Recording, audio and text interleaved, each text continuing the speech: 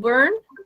Renee is an accountant here at FCPS, and she took Andrea Shepard's position on the committee. And so we want to welcome Renee aboard. Hi. Also, we have George Labasco. George is a community member, and I'm going to ask George just to real quick introduce himself and give a little background of yourself so the committee members know who you are.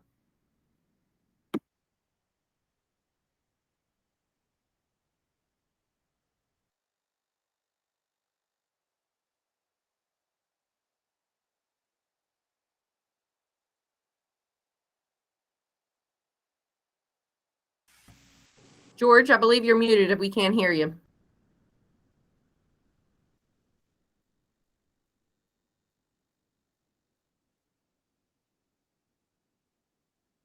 Oh, there you go. Okay, got it. You hear me now?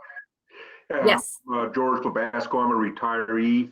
I've had 3 kids that have gone through the school system here, and I'm very happy to be part of this committee. And I've just got some personal investment experience with things that we're dealing with in this committee. So that's the reason why I decided to join.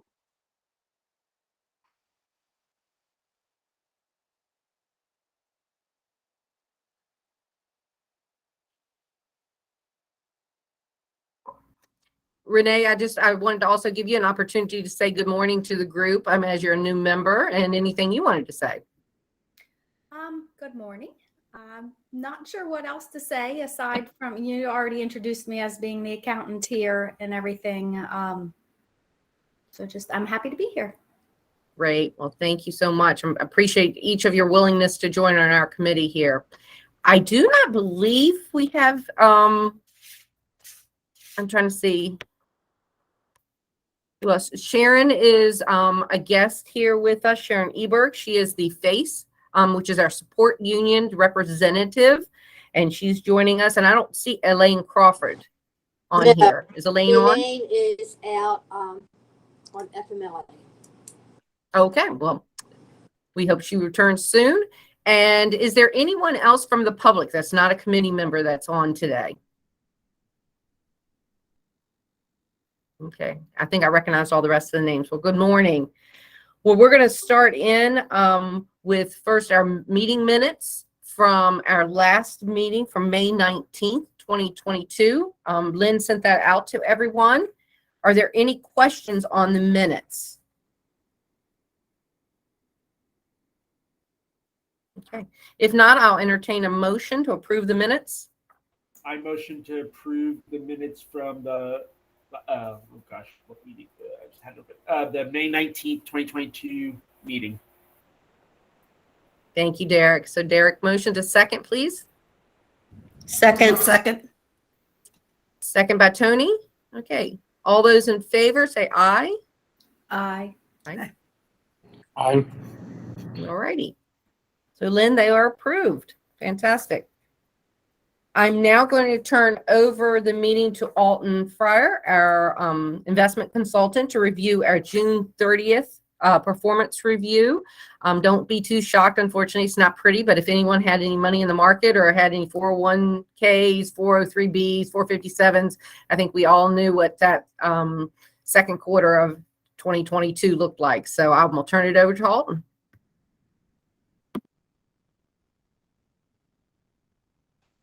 All right, thank you very much, and good morning, everybody. I hope everyone's had a wonderful summer. It's been an eventful one here at the Fryer household. We got our first one off to college a couple weeks ago, so and she's still there, so I guess we've succeeded. Let me bring up, let me share the report here.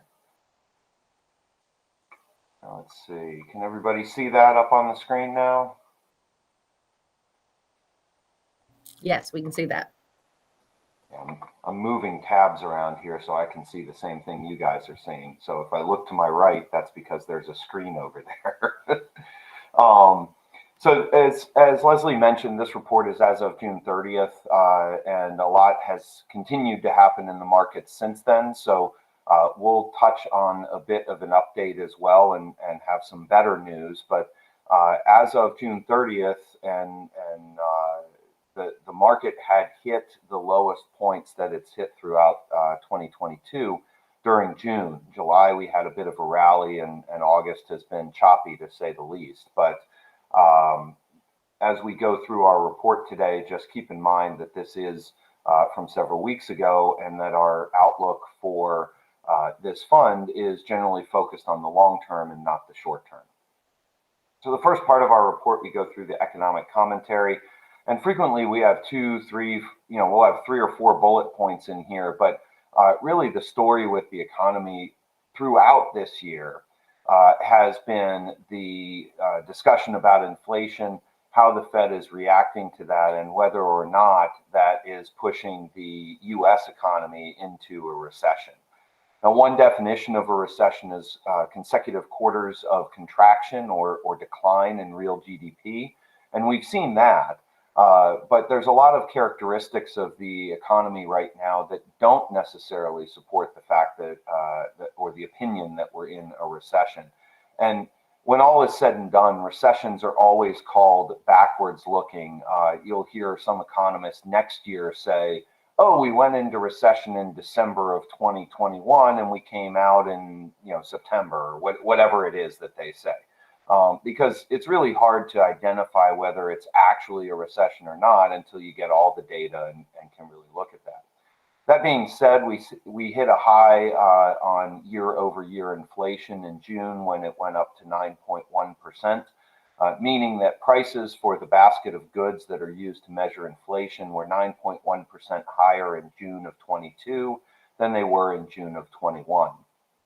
This fact that inflation is measured year over year is an important one because many of the price increases that occurred late last year and early this year will not be reflected in the prior year number for another several months.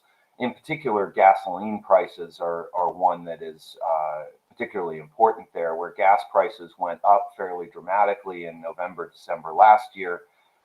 And so if we are still in this sort of $3.50 to $4 window in November, December this year, that's going to actually reduce inflation because it's closer to where we were a year ago.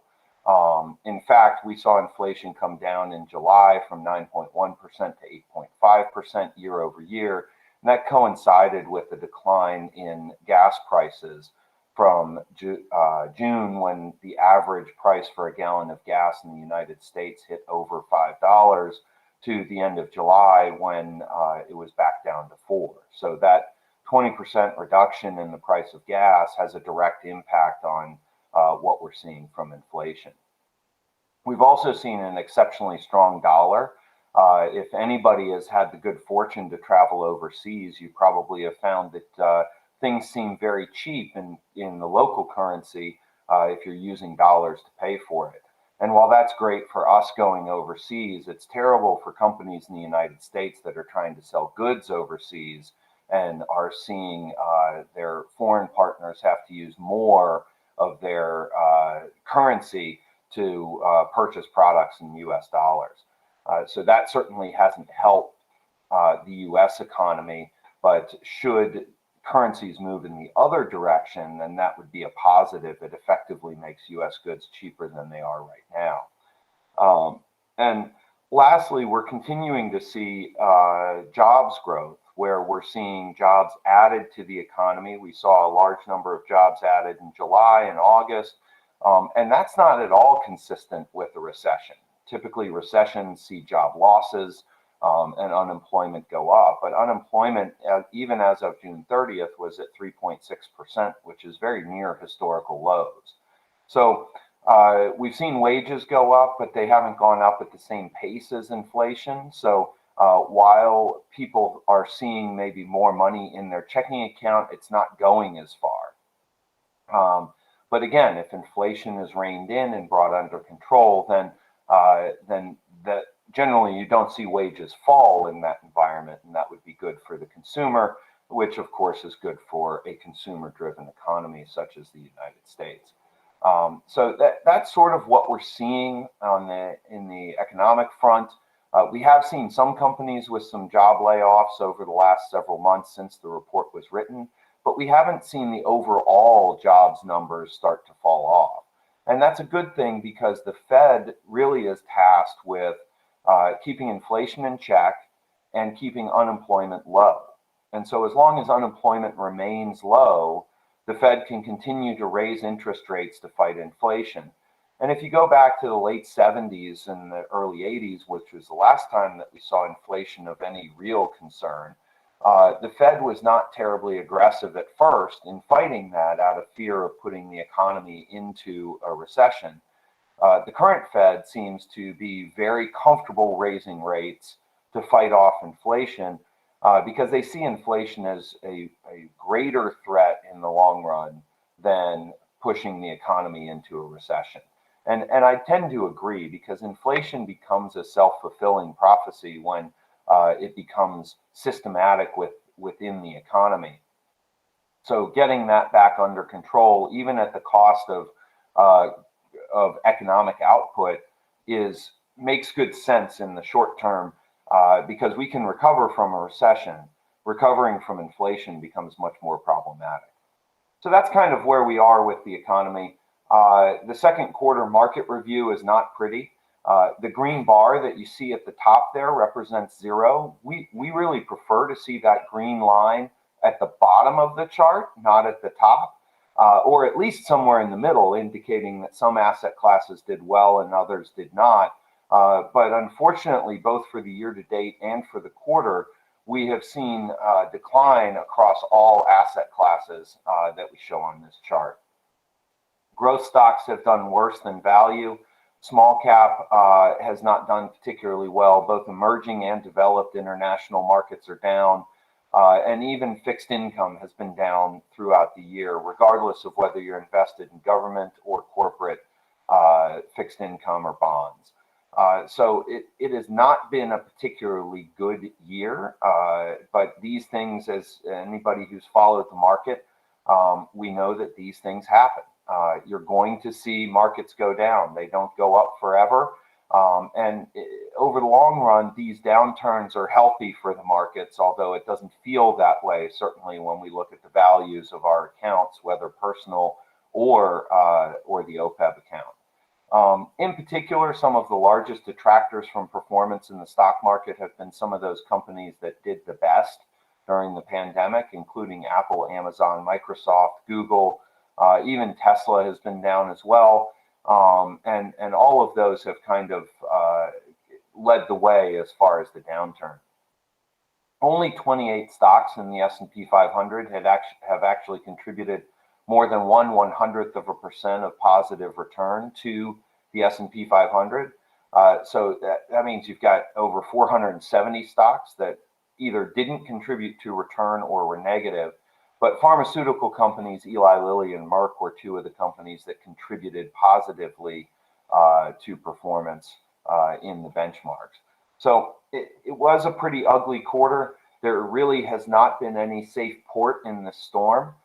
Many times when we see stock markets go down, we see bond markets go up, but the rate raising policy of the Fed has kept that from happening in an effort to keep inflation or fight inflation. And as long as they continue to raise rates, we expect to see returns that are flat or negative in the fixed income markets. We did see a little bit of a blip in July where the Fed still raised rates, but the bond markets reacted a little bit differently, somewhat because it was expected and somewhat because the longer term outlook started to sound like maybe inflation was coming down. You'll recall that it went from 9.1 to 8.5%. Maybe we're on the downside of this inflation move, and that was positive for the fixed income markets, but in reality, it's probably going to be a little while before they recover.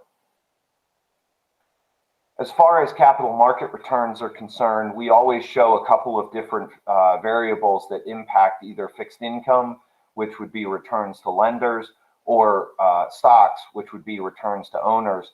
And I've talked about a lot of what you see up here, and really the one I want to focus on is in the bottom right-hand corner, where we're looking at forward-looking valuations. And the reason I point this one out is because you'll recall in previous reports, we've shown these valuations as being as high as 20. And so to see those come down into the 15 and 16 range reflects that stocks are becoming more affordable. They're not as expensive as many people or as they had been in the past. And the reason that this matters is that once the stock market starts moving in the right direction, investors will not have valuation as a concern, as a reason not to get involved. So with valuations lower, stocks become more attractive to investors. And when the other factors impacting the stock market become less of a concern, then we would expect to see investors return to the stock market, and we'd expect to see prices starting to go up. The story with asset classes is still the same as it has been. Throughout 2022, bonds have been the best performing of a bad group of investments. Bad in the sense that they're negative for the year, not that there's any sort of bad quality to them. But core bonds are down over 10%, and that's 2% ahead of large value, which is the second best performing asset class for the year. Growth stocks, which had led the way for much of 19 and 20, are the worst performing asset classes, and value is held up a little bit better than growth during the year. But again, everything here is negative, and that's just the way the market has been. Now, I'll use this last page here with all of these numbers on it to illustrate one point. If we look at the Russell 2000 Growth Index, which is, right here, I've highlighted it on the page. You can see this is small cap growth oriented stocks, and their performance for the 1 year ending June 30th was that they were down 33.43% for that 12-month period. And you look at that and you go, wow, that's not very good at all.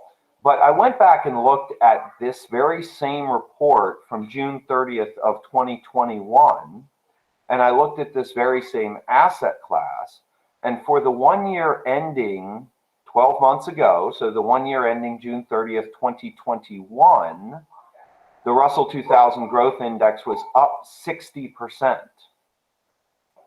So I only point that out to say that when we look at these performance numbers, particularly the three columns on the left, it's important to remember how fast and how dramatically things can change over a month, a quarter, or a year. That's short term. We are much more concerned with the long-term performance, which is the 3, 5, and 10-year performance. And as much as you had that volatility in the Russell 2000 Growth Index, where it was up 60% a year ago, down 33% right now for the 12 months looking back, it averages out over 10 years to an average of 9.3% per year. And that's really what we care about, is those longer term performance numbers. And it's easy to lose that perspective when we're in the throes of a market such as we're seeing right now. So what does this mean for the Opeb? At the end of June 30th, the value of the assets in the Opeb trust were down to $146 million, which was down from the previous quarter's close at 168. And you'll recall that we started the year even higher than that. For the quarter, the trust was down 13%. It trailed the policy benchmark by about 15 basis points, which is 0.15%. So performance overall was very much in line with the policy benchmark. The primary contributors to that underperformance were Euro-Pacific Growth and Western Asset Core Plus. They both underperformed their benchmarks during the quarter and contributed to that underperformance. I'll talk about both of those managers in a little bit more detail in just a minute. But those have been the leaders in underperformance thus far this year. Historically, they have been the leaders in outperformance over the longer term. So there's something to understand there. For the 12-month period, the trust was at minus 13.48%, which actually is ahead of the policy benchmark by 5 basis points. The passive managers continue to perform in line with their benchmarks. And as I mentioned, the Fidelity Extended Market Index, which is those small cap stocks, you can see the difference in 1 year performance for that particular fund for June 30th, 2022 versus June 30, 2021. It was down 29.92%, and it was up 61.59 in the previous 1 year period. All of that being said, the 10-year average annualized return was at 8.11%, which is still well ahead of what the actuaries are expecting, although it is down from where we were about a year ago, which isn't surprising given what's happened with the markets. So I'll stop there so I can take a sip of coffee, but that also gives you guys an opportunity to ask any questions if you have them.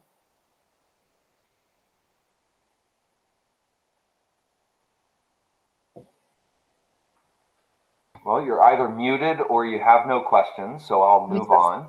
Does anyone have any questions for Alton on the first section here?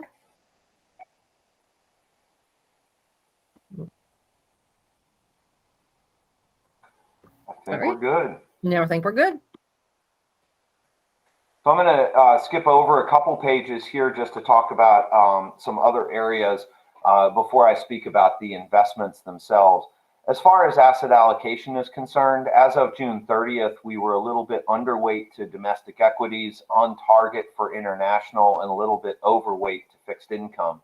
And this is not at all surprising given that fixed income has fallen less rapidly than domestic equities. But whenever we make a contribution, that's typically when we would rebalance. So any contribution that is made would go into domestic equity at this point. We continue to monitor this, and should we see that green triangle up here start to move farther to the left, then we would contact Leslie and the committee to recommend a rebalancing. But we're not recommending rebalancing at this time, given that we're not that far off from the targets. I mentioned the underperformance during the quarter being primarily attributed to... A question on that. Yep. Yes, sir. Wasn't there a transfer from the domestic equity that of about 11.5 million that caused the underweighting now?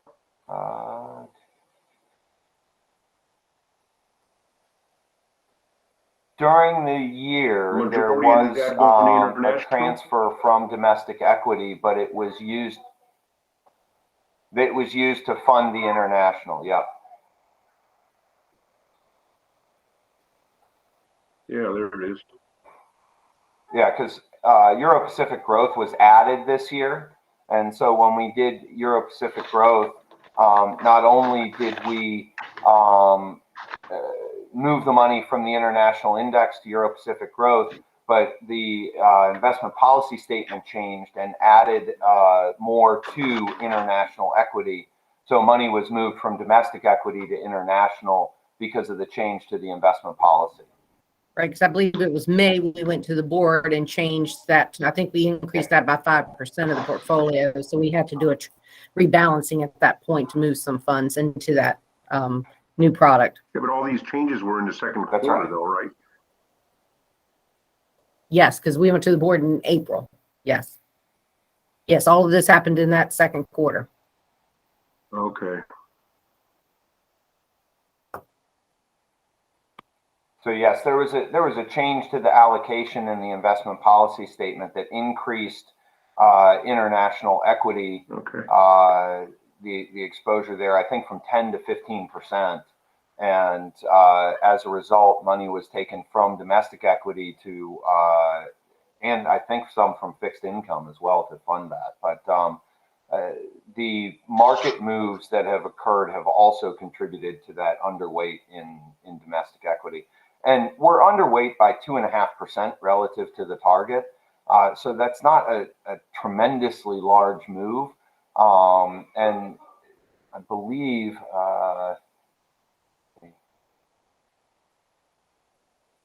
and as of August 23rd here, you can see that domestic equity was more or less back on target. And what Alton's referring to is the asset allocation as of August 23rd, a couple days ago, that was emailed out to everyone. And I think we've also posted it online. So that brings more current as to what our information is and what our balances are.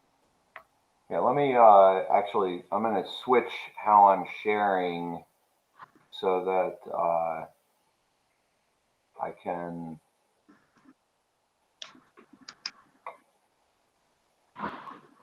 I had it sharing one specific document. I switched it to share my my full screen now, and I can show you how, as of August 23rd, domestic equity was 45%, small cap was 9.6, so we were just barely underweight to domestic equity as of August 23rd, and happy to report up to $155 million from 146. So, so as you can see, the fluctuations that we see happening in the markets, even over the course of just a month or 8 weeks, can move us within those asset allocation ranges that are reflected in the compliance page here.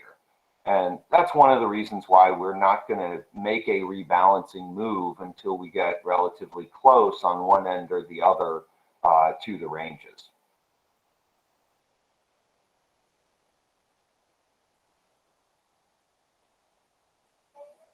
So I mentioned before when we were talking about the attribution of the performance, asset allocation contributed a little bit to underperformance during the period.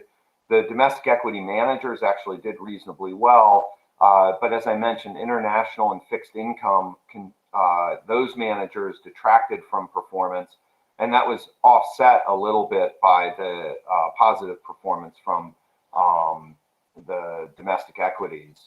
And if we go down and take a look at these funds in particular, you can look at American funds here in the middle of the page. And American funds, Euro-Pacific Growth for the quarter underperformed its benchmark by 92 basis points. And you'll recall this was a fund that during the first quarter underperformed very dramatically relative to its benchmark for the period. And that was due in large part to the fact that their investment strategy internationally, which had worked exceptionally well last year and in the years leading up to that, was exactly the type of investment strategy that was affected most dramatically by the changes in the market throughout the world at the beginning of this year. As you can see, they've narrowed that gap in performance relative to their benchmark. They're still underperforming the benchmark by 8.26% for the year for the 1 year period, but for the quarter they only underperformed by 92 basis points. And even with all of these recent underperformance figures, over the 10-year period, they're still in the top 10% of international managers, and they still outperform the index by 147 basis points over that 10-year period. We continue to talk to American funds. We have had a lot of discussions with them about Euro-Pacific Growth and how they're adjusting to the market as it stands right now.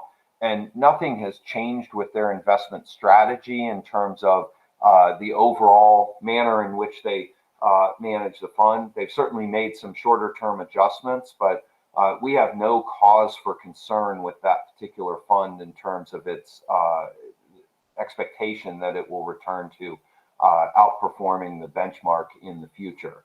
And hopefully in the next report or the report after that, we'll have even more to back that up. But the narrowing of the performance deficit relative to the benchmark is certainly a positive sign there. And then I would also look at Western Asset Core Plus, which was one of the other significant underperformers in the portfolio. And this is one where, again, their strategy was out of favor very rapidly at the beginning of the year. I always remind people that in the fixed income market in December, the Fed was talking about slowing their asset purchase program and raising rates in the second half of 2022. That was the commentary from the Fed in December of 21. And then we got some really strong inflation numbers in January, and they changed tune very, very quickly. They quickly stopped their asset purchase program. They quickly started raising interest rates. And for any fixed income manager that was long duration during that period, they were hit very hard in the first quarter of this year and have continued to suffer through the rest of the year. And Western Asset is one, again, where we've spoken with them. We understand their process and how they manage the fund. And their outperformance over the long run has been something that we've been able to point to for a long time. So this period of underperformance that is more recent, which is dragging down the 2, the 3, the 5, all of that is certainly a cause for concern, but given that there hasn't been any dramatic changes at Western Asset, we're willing to give them a little bit of leeway. And you'll remember that we pair Western Asset with Dodge & Cox in the fixed income side, and there's a reason for that. Dodge & Cox is the more conservative manager, and that's why we allocated 25% of the fund to Dodge & Cox and only 10% to Western Asset. But they are very complementary of one another. And you can see that for the 1 year period, Dodge & Cox has beaten the index by 34 basis points, making up for some of the underperformance, especially when you consider that Dodge & Cox carries a higher weighting in the overall portfolio than Western Asset does. So we continue to look at Western Asset. If things do not improve, I wouldn't be surprised to see a recommendation to watch list them. But we've been following them because they're somebody we work with quite a bit. And in the third quarter, they're in the top decile relative to their peers. So they have outperformed their peers dramatically during this most recent period in the last 7 or 8 weeks, as the fixed income markets have shifted a little bit once again. So we'll have more on both of these funds in the future. Certainly, we are not saying that they are out of the woods, but we're certainly doing our due diligence with these managers to make sure that there aren't any, that we don't see any surprises in terms of dramatic shifts in strategy or anything along those lines. Any questions on this?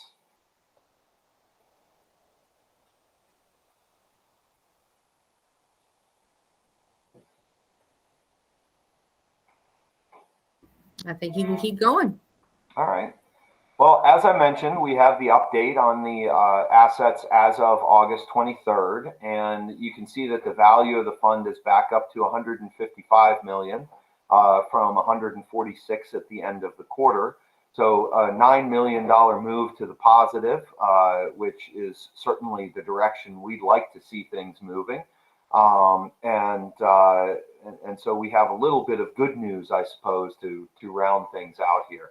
Now, the last week or two have been a little bit choppy, and I would say that to expect that we have definitely hit the bottom and we're going to rebound from here on out would be that would not be a fair expectation. There are still too many things going on. Inflation is still too much of a concern, and we're going to rotate at some point here from inflation being a concern to recession being a concern. And we have to get through both of those, I think, before we're really going to see the market start to move back in a positive direction. But the question is, what do we expect from here going forward over the long run? And I would pose that in this manner. Would we expect it's more likely that rates will be higher in 3 years or lower in 3 years than they are right now? Do we expect inflation to be better in 3 years or worse? Do we expect the economy to be better in 3 years or worse? And I'd say that for the most part, the bias in all of those questions is to the positive. Certainly, we may see rates go up a little bit more as we fight inflation, but how does the Fed fight recession?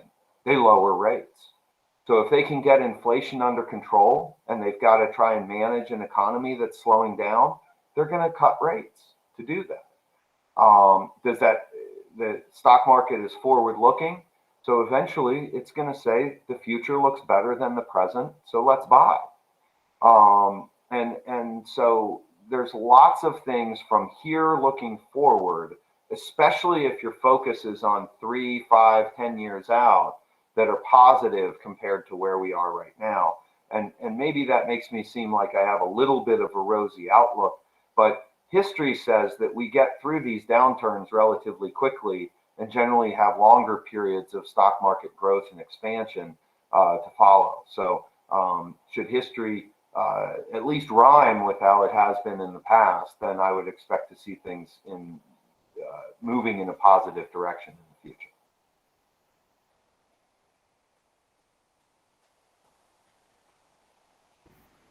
Any other questions or comments here before we move on to the next agenda item? Hey, Alton, I have a question, and it's really directed to Leslie, so sorry about that. But Leslie, I was just curious, do we have any scheduled contributions in the second half of this year that maybe would capture some of the lower asset prices? We actually made a $500,000 contribution on August 1st. So we have, gained from that benefit of that purchase.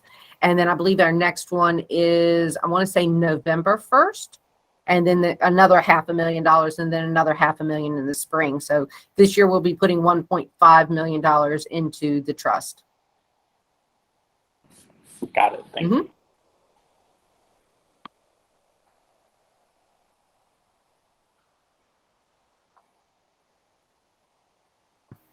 Okay, any other questions for Alton? All righty. Well, our next agenda item is discussing the investment consulting fee, which is Alton Bolton's fee. So unfortunately, we have to ask Mr. Fryer to sign off so that we can have an open discussion on that. Even though technically we're televised, but or recorded. But we appreciate it. Thank you, Alton, and we will be in touch. All right. Well, thank you very much. It's good to see everybody. I hope you all have a great fall. Great. Thank you.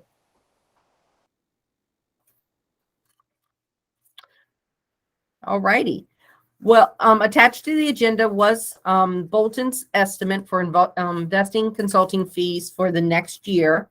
There was a slight increase in their fees. Their proposal was $22,516 for the next year. Their contract runs through September 30th. And the reason we do it kind of an off fiscal year is it allows one organization to consult and report on the fiscal year. So that's why we do it through September. I did this year reach out to the investment consulting fee that the county has switched to. They used Bolton for years, and they switched, I think, 2 or 3 years ago to a different organization, Marquette Associates. And I reached out to them and talked to them and got a fee proposal from them. It was a base amount of $90,000, so it's tremendously higher than what we're paying. And they deal with larger institutions and also multiple, organizations. So like the county has a pension plan, a 403B plan, and the Opeb trust. They may have something else. I think they have a defined contribution plan too that they invest. So I think that's a lot of why they're now working and are a better fit for the county government. Technically, by our procurement law rules, we do not have to bid or even quote this because it's under $25,000. But of course, we want to do our due diligence. And I know George and I've had some conversations offline about, do we go out? Do we look at, doing a formal RFP or anything for that? But that's totally up to the committee to give recommendations to me as to what you think we should do and if we should stick with Bolton at this quote or if we should seek other quotes from other organizations. So I'll open the floor.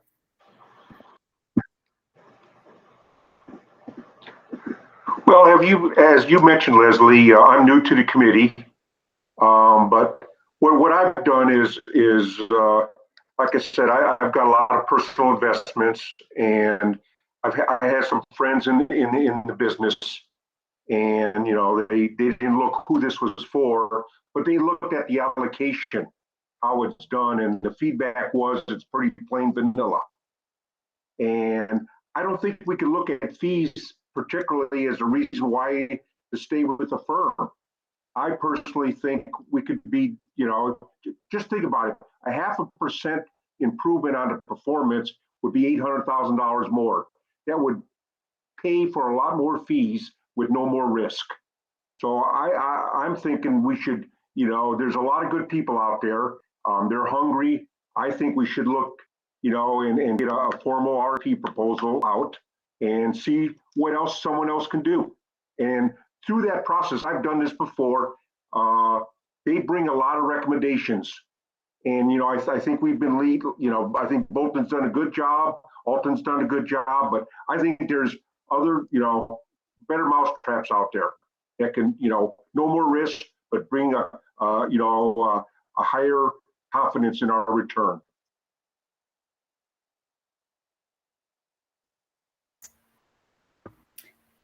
Any other thoughts on that? I just have a question. How many years have we been with Bolton?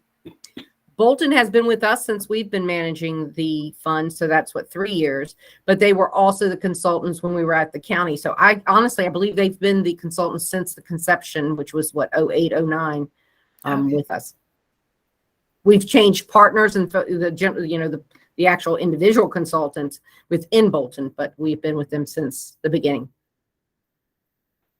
What's a time frame technically by putting that out and getting it back and board? Like I've just, that's what, October 1st is when the new contract would technically start, and the other one, and we're close to September already. So I'm just logistically looking. I've been kicking that around because, yes, I don't think I can turn this around 30 days. I mean, my purchasing department's pretty darn good, but I don't think they're that good. And we want to give firms time to respond to the RFP in detail. One of the thoughts, and you guys can kick this around, let me know your thoughts, is I could approach Bolton, tell them that the desire of the committee is to go out for an RFP, that's going to take time, and would they extend this fee for 6 months only? And that way we keep them on for 6 months. We have time to get an RFP on the street, get time to evaluate those, and get back and make a decision then at that point. Leslie, I think that's a great idea. And you can always, I think Alton will understand, you can always say we're exercising our fiduciary responsibility because they have been the primary and only firm to consult. So we feel like it's a good opportunity to just kind of put an RFP. And that doesn't mean that Bolton won't win it and continue on as our advisors. But I think from our fiduciary responsibilities to the trust, it's a good thing to periodically test the market. Yes, and if Mr. Young's still on the line, he pushes me that way also with our external auditors. When you get with the same firm for a very long period of time, you get extraordinarily comfortable. And so I'm fine with that. I can certainly reach out to my purchasing department and get them started on an RFP process. Now, I think that's a good approach too. And also keep in mind, I'm assuming, Leslie, that if the committee decides that they do want to switch, that it has to go back to the board for approval. Or no? Well, it depends what the fees are. If it stays under this $25,000, no, it would not have to go back to the board. Okay. And actually, technically, under $50,000, it would not have to go back to the board. And like I said, just keeping in mind that I won't be there. You'll have 3 new board members in December, so you'll have to do some education. No doubt about it. We're going to miss your financial aptitude and acuity on the board when you leave, no doubt. Now, I doubt he would say no to like extending this for 6 months, but what happens if he does not at this point? We have to make a decision, right? That is correct. So I will be reaching out to him, if not today, first of next week, to see indeed if he's planning to, if he was willing to extend. But do we need to make a decision right this second? If he says no, we go forward with this or don't go? I would say no. Let's put it this way: if he says no, then I can always have Lynn, pull us back together and do a quick committee meeting. I anticipate he will understand, just like Brian said. This is our responsibility as a committee, is to make sure we're making the wisest decision for the trust and for our retirees and even our employees that are eventually going to be retirees. Look, Shirley's shaking her head. She's a retiree. She said yes. So I think they'll understand. I think he'll be amenable to that. But if not, we will pull us back together. Do we need to make a motion? All right. No, I don't think so. Leslie, I think you've given me is it directions and possible consensus. Is it possible to look at your RFP when it's, George, you're still on mute. just a third set of eyes on it? Yeah, I'll be more than happy to share it with committee members sorry. when we get a draft. No, I'm on. Yep, be more than happy to. His voice is just lagging. I think it might be a connection Yeah, issue. and who the RFP list is. We post on Maryland Marketplace, and that's pretty much, you're going to find Yeah. most of your big players for Sorry. institutionals are going to be on there.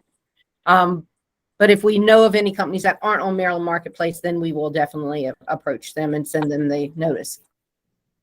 Okay. So can we give you suggestions then, Leslie, if Oh. it's someone not on Maryland Marketplace? Yeah, I am wide open for that. Certainly. Yes. My purchasing department then would take a list. If anyone has any known that, organizations that deal with institutional type of big funds like this, we'll take their name and, company name and send a notification out to them. What's this Maryland Marketplace? right. It's just a website? It's eMaryland Marketplace. It's basically a platform for all governmental type of procurements to be posted. And so vendors within the state and also nationally will sign up for that so that they know all the solicitations that are going out for any organization, whether it's the state of Maryland, township, any type of Department of Transportation. All of the governmental entities flow their documents through that platform.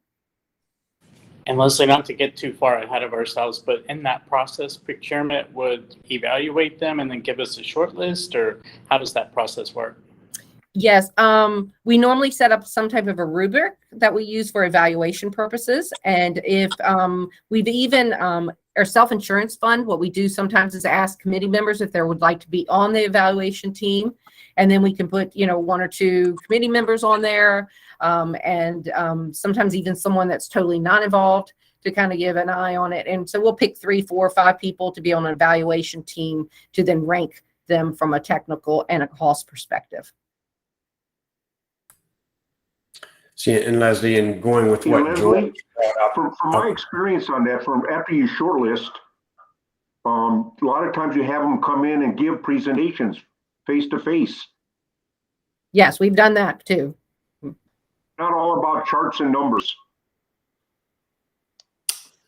and what I was going to add, Leslie, is I know usually the scoring rubrics are on price and on meeting technical things, but this is a little bit more unique in having some piece of it in there on performance. And so I would want to make sure you had an investment person of somebody of some sort that could help add that into the rubric. Okay. Yes, I would definitely take any understanding of that and suggestions on that to help us with the evaluation. I think Brian would be awesome. Thank you. Yeah, I've been through the process with some other boards, so happy to help. Great. So let me talk with our purchasing manager, start working on this, and then I'll reach out to committee members too if you're interested on the evaluation team, and we will get started on this. Because the sooner we get it out, the sooner we can evaluate things. And unfortunately, we want to give everyone proper time and notice, and everything takes time. So my first step will be reach out to Alton and talk to him, and I'll definitely email you guys and let you know where we are with that. All right. Are there any other questions or thoughts or topics we want to go over today? Leslie, when is the next meeting? It's in November. You'll still be here. I thought about that. I was wondering. Okay. Yep. You have one more meeting with us. I have to be training somebody else. Yes, you do. Yes, you do. All right. Well, great. Well, thank you for your time this morning. Appreciate it. And like I said, I'll be in touch about Bolton and if they accept the 6-month extension or the 6 months of that fee. And then we will work on starting an RFP process. All right. Everyone have a great day. Have a great weekend. Thanks, you too. Thank you. Yeah. You too. Bye, thank you.